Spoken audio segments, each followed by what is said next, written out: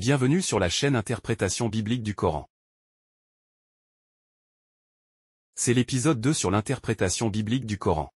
Le cas de la sourate Al-Hijr. Il s'agit là de l'introduction de mon livre électronique auto-édité dans une série portant sur la sourate Al-Hijr. Dans notre démarche, les statistiques sont d'un grand secours. Elles nous permettent de percevoir le contenu du discours coranique à travers des chiffres neutres qui apportent leur propre vérité. À titre d'illustration, notons en passant que la vérité des statistiques est frappante quand on se rend compte que le prophète Moïse est cité 136 fois dans le Coran alors que le prophète Mohammed n'est cité que 4 fois dans l'ensemble du Coran.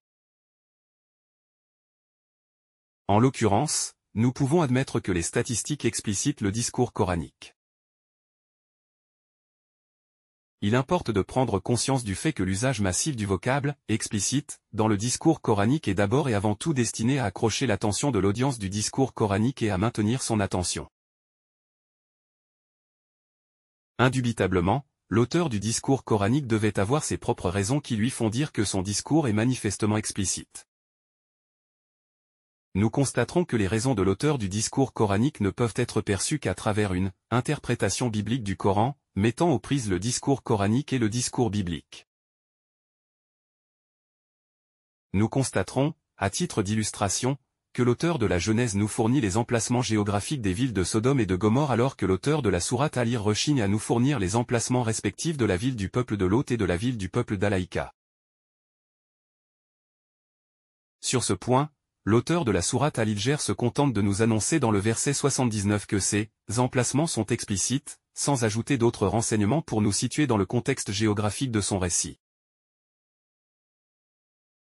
L'étude comparative des Écritures sacrées nous donne l'occasion de prendre conscience du fait que, dans sa composition de la sourate Al-Hijr, l'auteur coranique adopte un style allusif qui ne s'adresse pas à des communautés païennes ignorant la Torah, mais à des communautés israélites savantes versées dans les études approfondies de la Torah. Ces communautés israélites savantes sont désignées dans le langage coranique sous l'expression « les gens du livre », c'est-à-dire les Juifs et les Nasara. Cela étant, il importe de prendre conscience du fait que le discours coranique est lui-même un discours des gens du livre, étant donné qu'il prône la Torah et qu'il exige sans équivoque l'application des lois et des commandements de la Torah.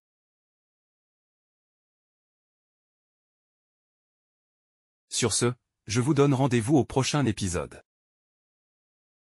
À la prochaine les amis.